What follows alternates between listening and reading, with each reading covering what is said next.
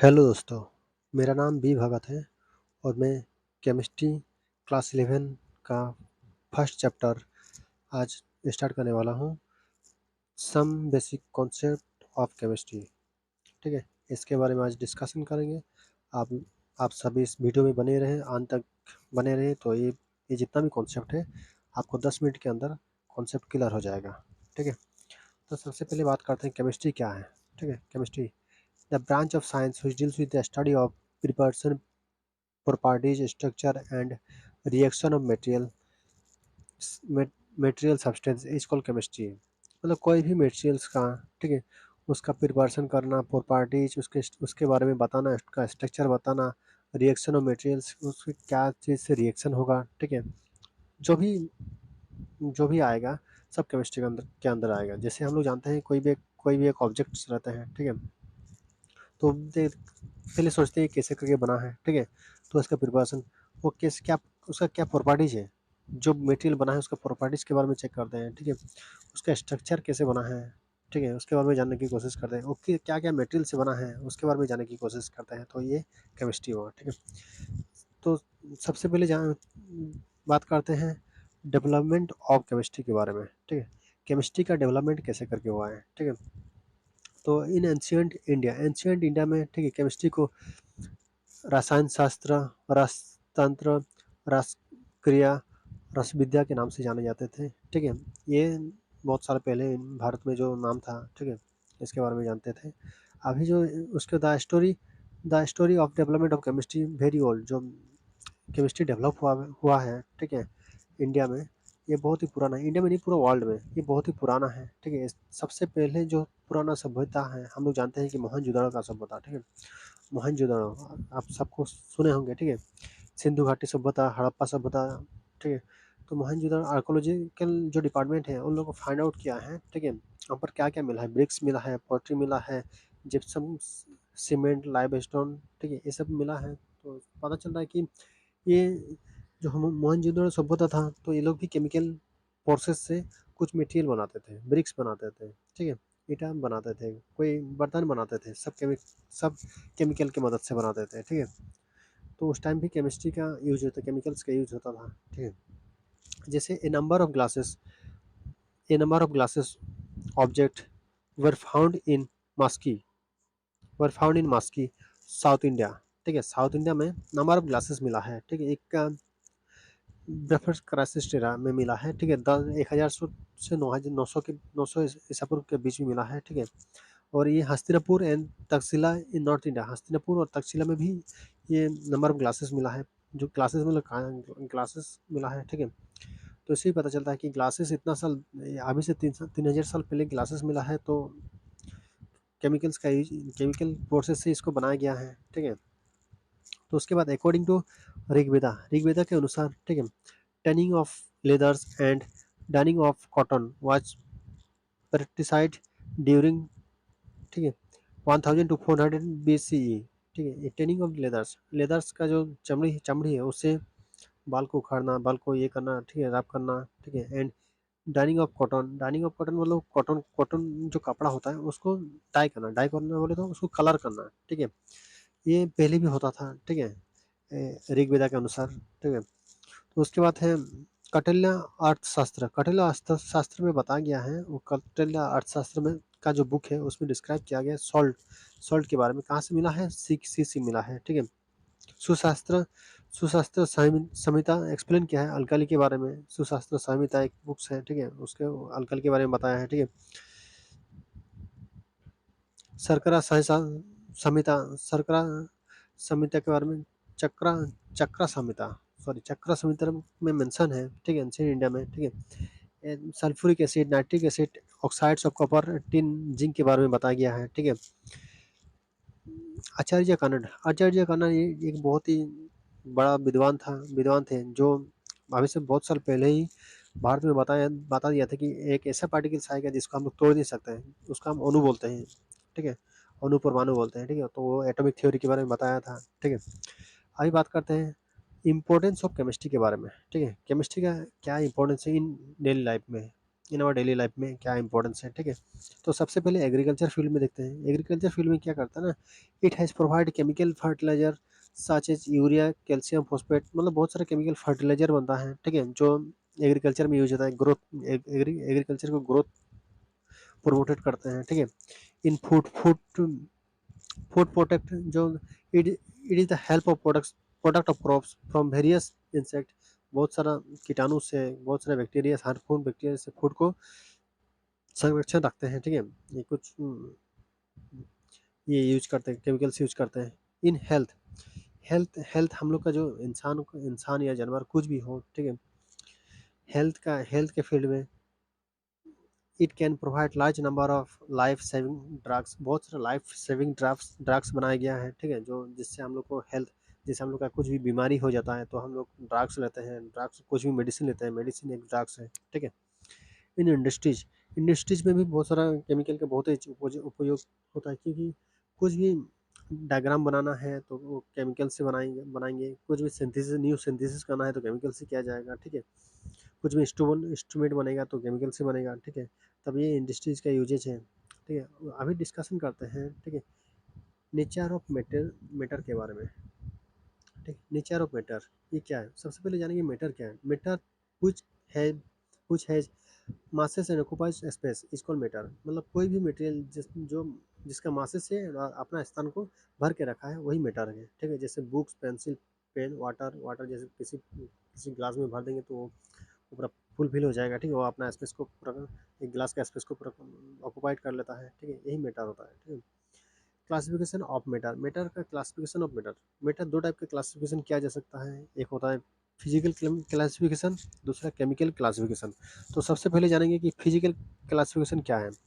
Physical classification तीन type का होता है, ठीक है, सॉलिड, दूसरा लिक्विड, तीसरा होता है गैसियस। तो सॉलिड क्या है, सॉलिड के बारे में अभी जानते हैं, ठीक है।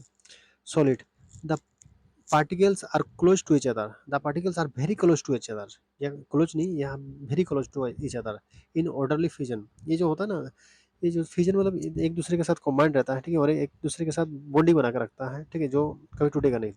That is no much freedom of moment, ये फ्रीडम नहीं रहता है, मतलब खुला हुआ नहीं रहता है, और ये मूवमेंट नहीं करता है, ठीक है, सॉलिड में। लिक्विड में क्या होता है, लिक्विड के बारे में जानते हैं, ठीक है। The particle are close to each other but can move around, ये एक दूसरे के साथ पास क्लोज रहता है, बट ये कैन मूव करता रहता है, ठीक है। लिक्विड में भी जो भी पार्टिकल रहता है वो एक दूसरे के साथ क्लोज रहता है, जैसे H2O एक बॉन्डिंग बना कर रखता है और ये मूव करता रहता है, ठीक है। गैसियस क्या है, the particle are far apart as compare to this present in solid और लिक्विड स्टेट, ठीक है। Solid as compare to solid and liquid state के कंपेरिजन में इन जो गैसेस है इसका जो पार्टिकल पार्टिकल का डिस्टेंस रहता है, पार्टिकल एक पार्टिकल दूसरा पार्टिकल का डिफरेंस बहुत ही ज़्यादा रहता है, ठीक है, और ये इजीली मूव करता रहता है, और ये बहुत ही स्पीड से मूव करता है, एक स्थान से दूसरे स्थान तक अपने आप मूव करता रहता है और बहुत स्पीड से मूव करता है, ठीक है। उसके बाद बात करते हैं characteristic of physical classification.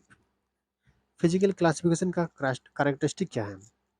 Solid have defined volume, defined shape, solid क्या है, उसका अपना वॉल्यूम होता है, अपना शेप होता है। Liquid have defined volume but do not have defined shape, liquid का डिफाइंड वॉल्यूम होता है बट उसका शेप नहीं होता है, ठीक है।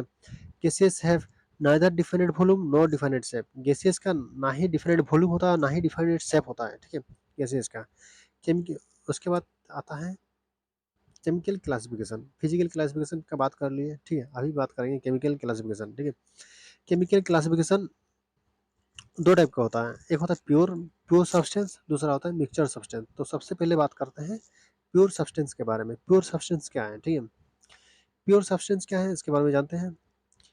Pure substance, A pure substance may be defined as the single substance और material which can not be separated by single physical method, ठीक है। प्योर सब्सटेंस एक ऐसा सब्सटेंस है जो एक ही सब्सटेंस रहता है, ठीक है, या तो दो बहुत सारा सब्सटेंस रहता है और ये फिजिकल मेथड से उसको अलग नहीं कर सकते। जैसे H2O, क्या H2 को वाटर को हम लोग फिजिकल मेथड से अलग कर सकते हैं, हाइड्रोजन और ऑक्सीजन को अलग कर सकते हैं, नहीं कर सकते।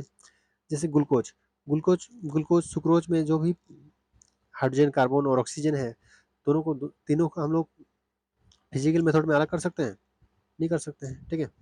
तो ये सब एग्जाम्पल है, कुछ एग्जाम्पल है प्योर सब्सटेंस का। Copper, silver, gold, water, glucose are some example of pure substance, ठीक है। तो प्योर सब्सटेंस का भी दो टाइप का होता है, ठीक है। प्योर सब्सटेंस दो टाइप का होता है, एक होता है एलिमेंट्स, एक होता है कंपाउंड, ठीक है। एलिमेंट्स के elements consist of only one types of particles, elements consist of only one types of particle, elements में क्या रहता है, only one types of particle रहता है, this particle are may be atoms और molecules, ठीक है। ये पार्टिकल क्या रहता है, एटम्स या तो मोलिकुल्स रहता है, ठीक है। उसके बाद आता है एटम्स और जैसे उसका एग्जांपल होगा, एलिमेंट्स का एग्जांपल सोडियम, कॉपर, सिल्वर, ये सिर्फ सिंगल रहता है। आयरन भी होता है, ठीक है, ये सिर्फ सिंगल रहता है। बहुत सारा जो भी मेटल होगा वो सिर्फ मैक्सिमम मेटल सिंगल में रहता है, ठीक है। तो ये सब एलिमेंट्स में आएगा। उसके बाद कंपाउंड, कंपाउंड क्या रहता है, एक साथ दो या दो प्योर एलिमेंट्स रहता है, दो या दो एलिमेंट कंबाइंड रहता है टू ईच अदर। इसको डिफाइन क्या है, it may be defined as a pure substance containing two और more elements combined together in a suitable chemical method. एक सुइटेबल केमिकल मेथड में, एक फिक्स्ड रेशियो केमिकल मेथड में इसको बनाया जाता है। जैसे तो वो ये कंपाउंड होता है, जैसे H2O एक सुइटेबल केमिकल मेथड है, ठीक है। जैसे H है, 2 है, O है, तो H2O2 तो नहीं है, H2O3 तो नहीं है, ठीक है, सिर्फ H2O है, ठीक है। ये एक सुइटेबल कॉम्बिनेशन है और इसी को बोलते हैं कंपाउंड, ठीक है। टाइप्स ऑफ कंपाउंड, कंपाउंड का दो टाइप्स होता है, एक होता है ऑर्गेनिक कंपाउंड, दूसरा होता है इनऑर्गेनिक कंपाउंड। तो सबसे पहले बात करते हैं ऑर्गेनिक कंपाउंड। ऑर्गेनिक कंपाउंड कहाँ से मिलता है, organic compound which are present in plants and animals. ये ऑर्गेनिक कंपाउंड जो मिलता है ये प्लांट से मिलता है और एनिमल से मिलता है, ठीक है। जैसे कार्बोहाइड्रेट, प्रोटीन, फैट, ऑयल्स, ये सब कहाँ से मिलता है, ठीक है। फैट कहाँ से मिलता है, जानवर से, एनिमल से मिलता है, प्लांट से मिलता है, ठीक है।